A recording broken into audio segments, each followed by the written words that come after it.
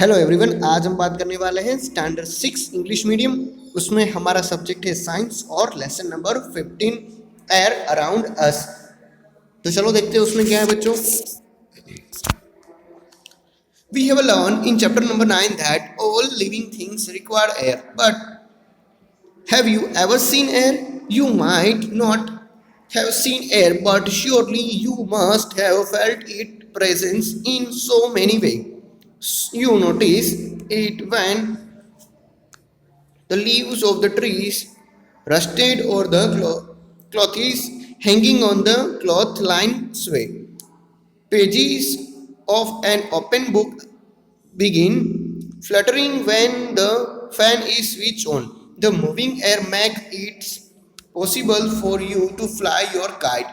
Do you remember activity 3 in chapter 5, in which you separate the sand and sawdust by winnowing?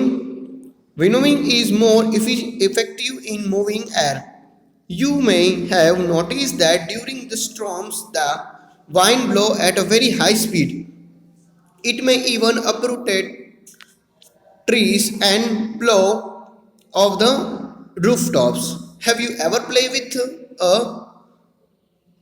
फिरकी?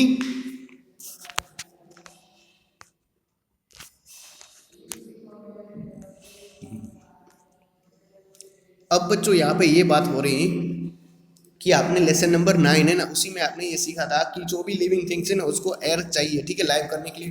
बिना air के कोई भी जिंदा नहीं रह सकता, यही बात हो रही थी। और हम सबको भी बताया है कि बिना एयर के हम कोई भी लिविंग थिंग्स है वो लाइव नहीं कर सकता। इवन के जो भी ट्रीज के जो पत्ते हैं ना, वो उसको भी अपनी जो फोटोसिंथेसिस की प्रोसेस है वो कंप्लीट करने के लिए एयर तो चाहिए ही। साथ साथ एयर का दूसरा भी यूज़ ये है कि जो हमारे काइट्स है, ठीक है, जो भी हमारे कपड़े हैं वो सूख रहे हैं, वो सिर्फ एयर की वजह से ही सूख रहे हैं, ठीक है। जब भी हम जो ओपन बुक्स होती है, ठीक है, अगर हमने गलती से भी फैन ऑन कर दिया तो क्या होगा कि वो बुक है उसके पत्ते क्या हो जाएंगे, उसकी जो पेज है वो उड़ने लगेंगे, ठीक है, फ्लटरिंग करने लगेंगे। मतलब कि वहाँ पर भी जो एयर है वो अपनी प्रेजेंस को दिखा रही है, यही हमें पता चल रहा है। फिर हमने लेसन नंबर 5 में एक्टिविटी 3 की थी, ठीक है। क्या किया था, जो रेत है, ठीक है, वो और जो वुडन का छोटे छोटे जो पाउडर था, ठीक है, उसको हमने डिफरेंट किया था, अलग कर दिया था उन दोनों को। तो ये भी अलग करने का प्रोसेस हमने क्या वहीं से सीखा था, ठीक है। और ये सारा प्रोसेस है वो सिर्फ एयर की वजह से ही होता था, तो ये भी हमने देख लिया है। चलो अब आगे देखते हैं, क्या आपने कभी फरकरी को देखा है, ठीक है। ये फरकरी क्या है, तो ये फरकरी है ना, यहाँ पे आपको पिक्चर नंबर 15.1 में ही दिखाई दे रहा है, ठीक है। आपकी टेक्स्ट बुक्स में ये कुछ इस तरह से है, ठीक है, राउंड शेप में है और बीच में से एक स्टिक भी जुड़ी हुई है। आगे देखते हैं एक्टिविटी 1 में। लेट अस मेक अ फरकरी of our own following the instructions shown in figure 15.2. Hold the stick of the farakdi and place it in different direction in open air area. Move it a little and back and forth. Observe what happens. Does the farakri rotate? What is make a farakri rotate moving air, isn't it? You have seen a weather cook. It show the direction in which the air is moving at the place. अब क्या होता है कि बच्चों चलो हम ना 15.2 में पिक्चर में दिखाई दे रहा है, उसी तरह से फरकरी है उसको बनाने की कोशिश करते हैं। जो फरकरी इस तरह से कुछ बनती है, ठीक है, हमें यहाँ पर भी दिखाया गया है। अब हमें क्या करना है, उसी फरकरी को लेके हमें ओपन ग्राउंड होता है ना, वहाँ पे जाना है और जहाँ पर भी एयर ब्लो करती है ना, वहाँ से हमें इस फरकरी को घुमाने की कोशिश करनी है। थोड़ी सी हमें पहले ऊपर नीचे करनी है, ताकि क्या होगा कि फरकरी है वो एयर की वजह से घूमना शुरू कर देंगे। और फिर हमें नोट करना है कि कौन सी डायरेक्शन में एयर है वो उसकी वजह से जो फरकरी है वो घूम रही है, ठीक है। और आपने जो वेदर कॉक आया हुआ है ना वो भी देखा होगा, ठीक है। वेदर कॉक का मतलब ये होता है कि ऐसा ये वेदर का मशीन है जिसकी मदद से हम ये पता कर सकते हैं कि जो एयर की डायरेक्शन है ना वो कौन सी दिशा में है, ठीक है। अब देखते हैं 15.1। Is air present everywhere around us, ठीक है, तो क्या जो हवा है, एयर है, वो हर जगह पे होती है? तो चलो देखते हैं उसमें। Close your fist, what do you have in it? Nothing, try the following activity to find out, ठीक है। जब आपकी जो फिस्ट है यानी कि जो आपकी मुट्ठी है उसको बंद करते हो बच्चों, तो आपको क्या देखने को मिलता है? कुछ भी नहीं ना, लेकिन वो तो एकदम खाली ही होती है। तो चलो देखते हैं, उसको समझने के लिए एक एक्टिविटी 2 करते हैं हम। Activity 2, take an empty glass bottle, is it really empty और does it have a something inside?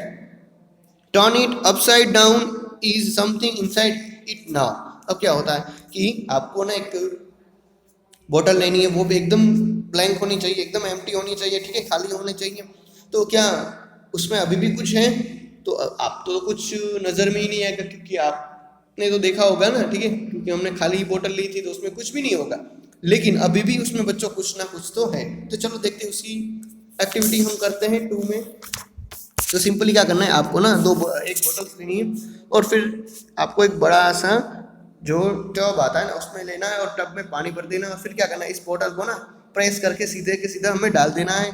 और जैसे ही हम उसको सीधा बोतल को डाल देंगे ना, तो क्या होगा कि आपको ना एक प्रेशर लगेगा, ठीक है, आपको और भी एनर्जी लगानी पड़ेगी इस बोतल को पानी में धकेलने के लिए। लेकिन क्या होता है कि जब आप उसको थोड़ा सा साइड में कर देते हो, ठीक है, इस साइड इसी तरह से, तो क्या होगा कि पानी में ना थोड़े से बबल्स यहाँ पे बाहर आते हुए दिखेंगे, और बोतल में भी पानी धीरे धीरे अंदर जाता हुआ दिखेगा, ठीक है, और वो भी आपको कम एनर्जी में हो जाएगा। तो अब हमें यहाँ से ये पता चलता है कि जो ये बबल्स निकल रहे हैं ना बोतल में से, वही एक्चुअली में एयर है, यानी कि जो एम्प्टी बोतल है, ठीक है, खाली बोतल है ना, उसमें भी पानी भरा हुआ है।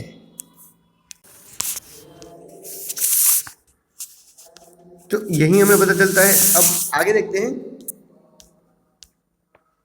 तो ये एक्टिविटी हमें ये बताती है कि जो एयर होती है ना, वो स्पेस को ऑक्यूपाइड करती है, ठीक है, यानी कि जो स्पेस है ना वो रखती है, जगह रोक सकती है वो भी। इसीलिए तो वो भले ही ब्लैंक बोतल थी, लेकिन एम्प्टी बोतल थी, लेकिन उसमें भी एयर मौजूद थी। तो हम ये कह सकते हैं कि एयर है वो हर जगह पे होती है। लेकिन एयर है ना वो ट्रांसपेरेंस है, ठीक है, मतलब कि हम उसमें आर पार देख सकते हैं, इसीलिए तो एयर हमें नजर में ही नहीं आती है, ठीक है।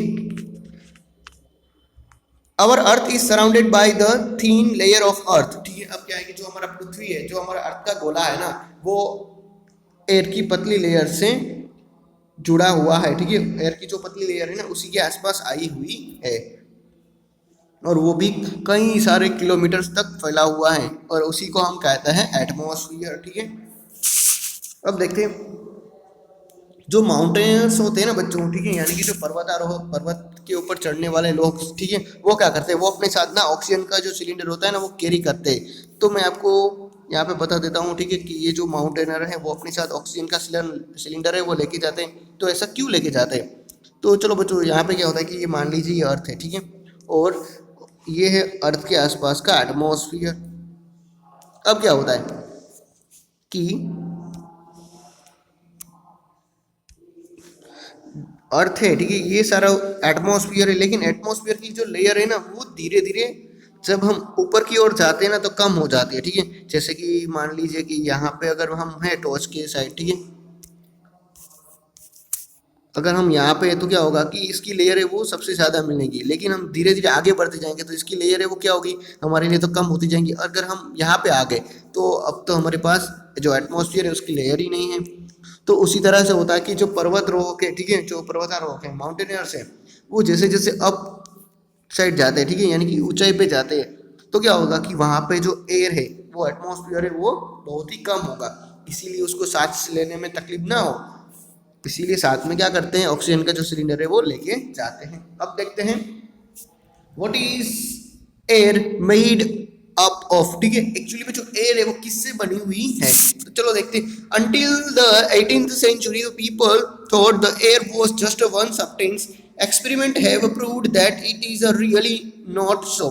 Air is a mixture of a many gases. What kind of a mixture it is, let us find out about some of the major components of this mixture one by one.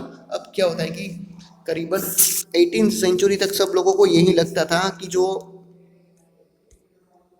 Air है ना वो सिर्फ one ही substance से बना हुआ है, ठीक है, क्या नहीं, मतलब कि एयर में कोई भी दूसरा सब्सटेंस ही नहीं है, दूसरी चीज ही नहीं, सिर्फ हवा एक ही तत्व है, ऐसा सब लोग कह रहे थे। लेकिन कई सारे प्रयोगों के बाद ये पता चला कि एयर है ना वो एक्चुअली में मिक्सचर है, ठीक है, कई सारे गैसेस का। चलो देखते हैं वाटर वेपर, ठीक है।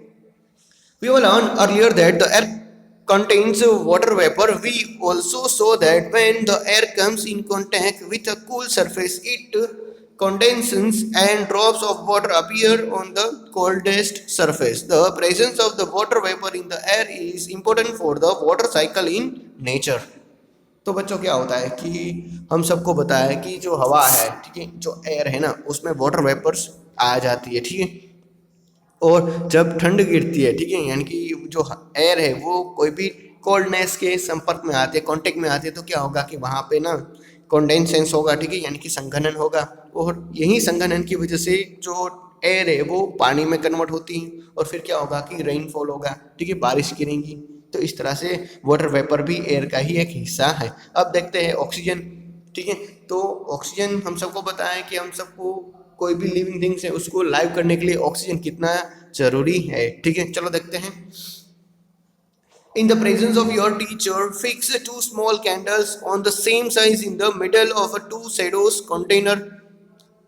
shallow containers. Now fill the containers with some water.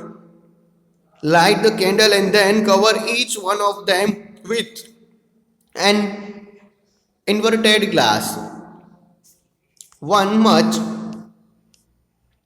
taller than the other. As shown in figure 15.6, observe carefully what happened to the burning candles and the water level. तो बच्चों simply आपको क्या करना है, यहाँ पे जो पिक्चर में दिया गया है ना उसी तरह से करना है कि आपको ना पहले एक आपको कंटेनर लेना है, ठीक है, और उस कंटेनर में क्या करना है, पानी भर देना है, और फिर उसमें मोमबत्ती है ना, ठीक है, कैंडल से वो लाइट कर देनी है। और फिर आपको क्या करना है, आपको ना उस दोनों के ऊपर जो बाउल है, ठीक है, जो ग्लास है ना वो ढक देना है, और ये ग्लास है वो ट्रांसपेरेंट होना चाहिए ताकि हम उसके आर पार देख सके। और फिर क्या होगा, धीरे धीरे ना जो ये मोमबत्ती है वो ग्लास के अंदर का जो ऑक्सीजन है ना उसका यूज कर लेंगे, ठीक है, बर्निंग में। तो फिर क्या होगा कि ये जो पानी है ना वो धीरे धीरे करके ऊपर की ओर बढ़ता ही जाएगा, ठीक है। यानी कि अगर मोमबत्ती है वो ऑक्सीजन का यूज कर लेंगी तो यहाँ पे ग्लास में क्या होगा कि पानी है, ठीक है, वो आगे बढ़ता जाएगा क्योंकि एयर का यूज तो हो चुका है, एयर तो खत्म हो चुकी है।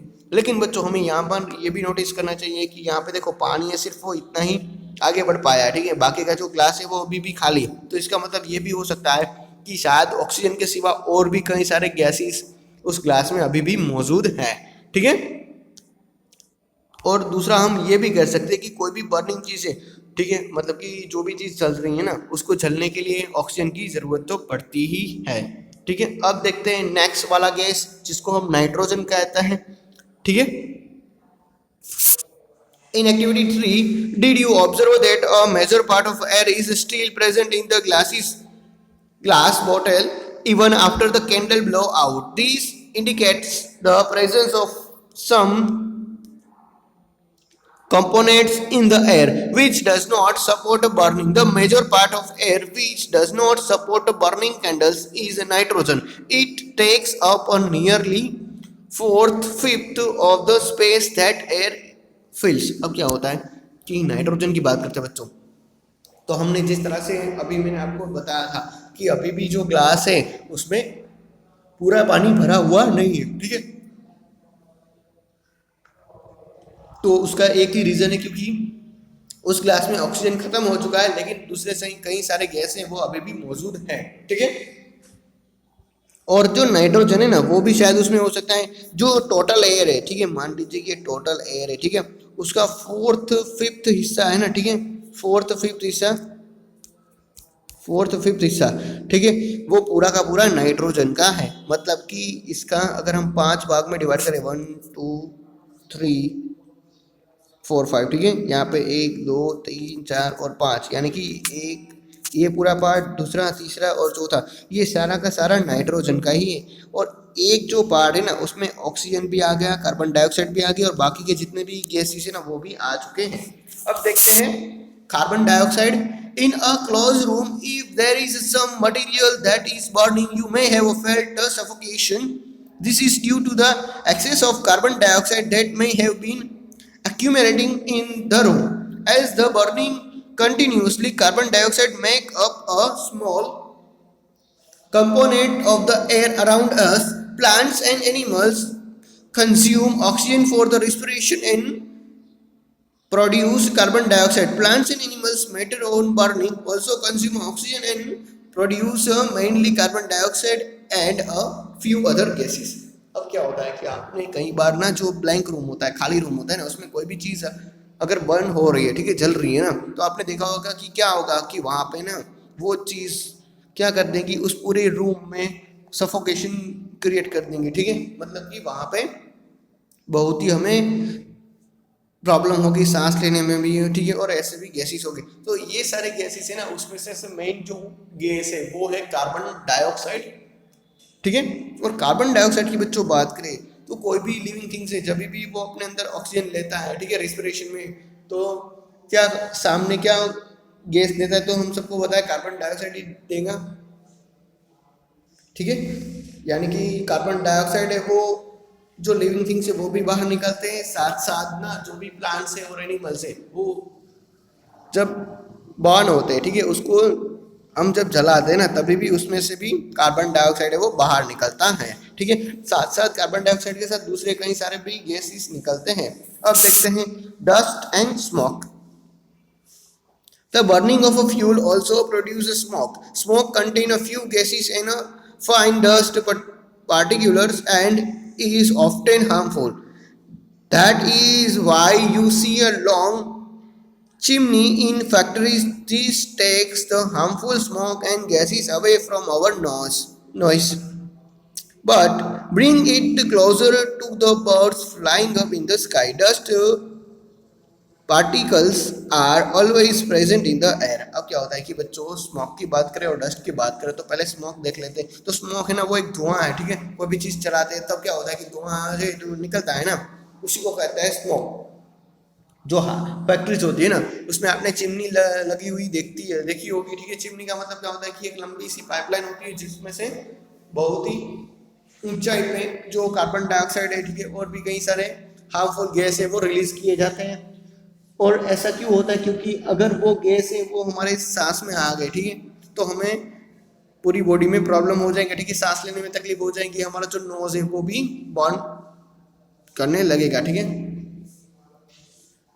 तो इस सारे गैसेस को हम बहुत ही ऊंचाई पर रिलीज करते हैं ताकि कोई भी ह्यूमन के नोज के पास पहुंचे नहीं, लेकिन ये सारे गैसेस है वो बढ़ के नोज के पास तो पहुंच ही जाते हैं। साथ साथ बात करें तो कोई भी गैस है ना वो अपने साथ डस्ट पार्टिकल्स है वो तो लेके ही चलते हैं, ठीक है। डस्ट पार्टिकल्स मतलब कि वहाँ पे धूल और मिट्टी तो हो गई ही उसमें। अब देखते हैं एक्टिविटी 4 में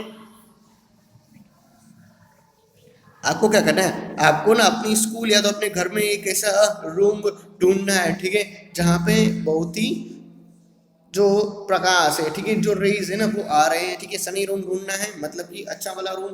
फिर उसको क्या करना है, उसको हमें अंधेरे वाला डार्क रूम में कन्वर्ट करने की कोशिश करना है।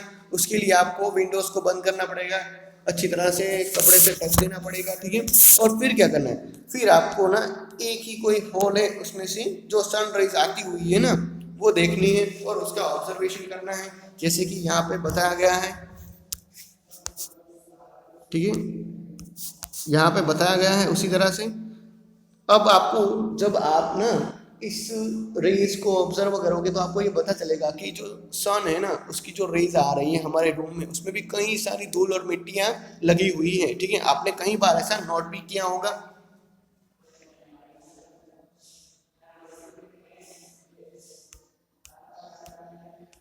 और उसी को हम कहते हैं डस्ट भी। लेकिन ये जो सारी डस्ट है ना बच्चों वो हमारे नोज के अंदर हमारी बॉडी के अंदर नहीं जा पाती, क्योंकि जब हम इनहेल करते हैं यानी कि जो सांस है उसको अंदर लेते हैं ना तब क्या होता है कि जो हमारा नोस्ट्रियल सिस्टम है ना उसमें जो छोटे छोटे हेयर है वो क्या करते हैं, जो एयर में जितने भी डस्ट है ना उसको वहीं पे रोक के रखते हैं ताकि हमारी जो रेस्पिरेशन सिस्टम है वो अच्छी और बढ़िया रहे, ठीक है।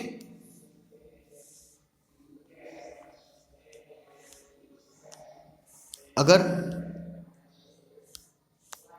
और यहाँ पे ये भी कहा जाता है कि जब भी आप ना आपको बड़े लोग डांटते हैं, ठीक है, आपने सुना ही होगा कि जो आपकी पेरेंट्स है वो आपको डांट रहे हैं कि आपको मुंह से कभी सांस नहीं लेनी चाहिए, ठीक है, तो ऐसा इसीलिए आपको बोलते हैं ताकि अगर आपने मुंह से सांस ली तो क्या होगा कि जो डस्ट में पार्टिक जो एयर में पार्टिकल्स है, ठीक है, जो डस्ट के पार्टिकल्स है वो आपके मुंह में चले जाएंगे और आपकी जो रेस्पिरेशन सिस्टम है उसको खराब करने की कोशिश करेंगे, इसीलिए वो आपको डांटते हैं, ठीक है। तो फाइनली हमें ये पता चलता है कि जो एयर है ना वो सिर्फ एक ही कंटेनर से नहीं बनी हुई है, ठीक है, एक ही मिक्सचर से नहीं बनी हुई है, उसका एक ही कंपोनेंट्स नहीं है, लेकिन उसमें कई सारे कंपोनेंट्स हैं, ठीक है, उसमें डस्ट भी है, कार्बन डाइऑक्साइड भी है, ऑक्सीजन भी है, नाइट्रोजन भी है, ठीक है, वाटर वेपर भी है, तो इस तरह से एयर के कई सारे कंपोनेंट्स है।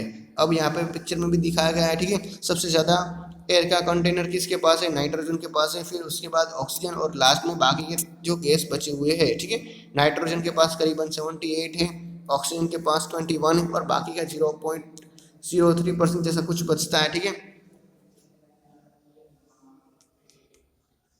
1% बचता है, ठीक है, तो वो है अदर गैसेस, और अदर गैसेस में जो टोटल अदर गैस 1% है, ठीक है, उसका भी 0.03 करेंगे तो वो है कार्बन डाइऑक्साइड। ओके, अब हम देखते हैं आगे, how does oxygen become available to animal and plants living in water and soil, ठीक है, तो जो ऑक्सीजन है वो अवेलेबल किस तरह से होता है कि ऐसे एनिमल्स के लिए जो पानी के अंदर रहते हैं और ट्री के लिए, ठीक है, क्योंकि ट्री है वो तो डायरेक्ट हमारी तरह ऑक्सीजन नहीं ले पाता है, ठीक है, उसके पास तो कोई नोज का सिस्टम ही नहीं है रिस्पिरेशन का, तो वो कैसे ऑक्सीजन को लेता होगा, और पानी में जो भी एनिमल्स रहते हैं, ठीक है, जैसे कि कोई फिश है, ऑक्टोपस है, तो किस तरह से वो पानी में सांस लेते होंगे, तो हमने पहले भी देखा है बच्चों कि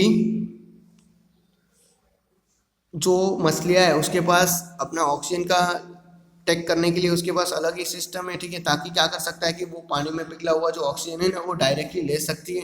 दूसरी बात करें, ठीक है, कि जो प्लांट्स है उसके पास अपने जो रूट होते हैं ना वो लैंड में बहुत ही नीचे तक फैले हुए हैं और उसी के थ्रू क्या करता है कि जो ऑक्सीजन है ना वो लेने की कोशिश करते हैं, ठीक है, वैसे भी जो सॉइल है उसके साथ तो ऑक्सीजन मिला ही हुआ है। चलो उसके लिए एक्टिविटी 6 करते हैं, तो एक्टिविटी 6 में आपको ये करना है कि आपको एक कंटेनर लेना है और उसमें मिट्टी का एक बहुत ही बड़ा जो टुकड़ा है ना वो लेके रख देना है और उसी टुकड़े पे आपको धीरे धीरे पानी डालना है। जैसे ही आप पानी डालोगे तो आपको भी एक यहाँ पे बबल वाली जो चीज़ है ना वो आपको बाहर आती दिखाई देंगे, तो इसका मतलब यही है कि अगर बबल बाहर आए तो जो लैंड है ना उसमें भी ऑक्सीजन है, ठीक है, तो इसी तरह से प्लांट्स हैं वो भी रूट के थ्रू क्या करते हैं कि जो एयर में सॉइल में एयर है, ठीक है, उसको लेने की कोशिश करते हैं, ठीक है।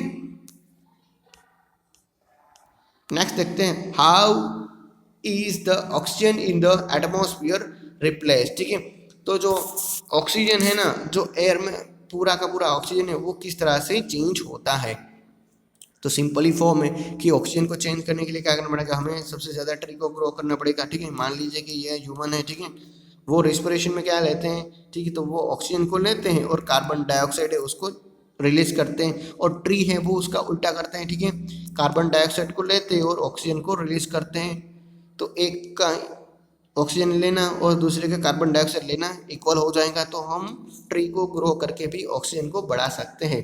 फिर यहाँ पे बात की गई है बच्चों की विंड मिल, ठीक है, तो विंड मिल आपने देखा ही होगा, ठीक है, इस तरह से होती है जिसको हम पवन चक्की भी कहते हैं। तो विंड मिल का यूज़ कहाँ पे होता है, तो विंड मिल का यूज़ ना जनरली बड़े बड़े फार्म में होता है ताकि उससे इलेक्ट्रिसिटी पैदा की जाए, ठीक है, और उसी इलेक्ट्रिसिटी का यूज़ करके हम पानी भी ला सकते हैं, ठीक है, घर के लिए भी रोशनी कर सकते हैं, तो इस तरह से ये जो विंड मिल है वो बहुत ही हेल्पफुल होती है। लेकिन ये विंड मिल है वो क्यों चलती है, तो ये उसका चलने का काम सिर्फ एयर की वजह से ही होता है, ठीक है, फाइन की वजह से ही होता है। तो इस तरह से एयर हमें इलेक्ट्रिसिटी प्रोडक्शन करने में भी हेल्प करता है, ठीक है, और सिर्फ एयर विंड मिल में ही नहीं, दूसरी चीज़ें जैसे कि जो शिप है उसका सेलिंग करने का काम भी एयर करती है, ठीक है, एरोप्लेन को उड़ने में भी बर्ड और इंसेक्ट है उसको भी फ्लाई करने में हेल्प करती है, ठीक है, तो इस तरह से जो हमारी एयर है वो बहुत ही यूज़फुल होती है। इसी के साथ हमारा लेसन नंबर 15 यहाँ पे कंप्लीट होता है, ठीक है, air around us. Thank you.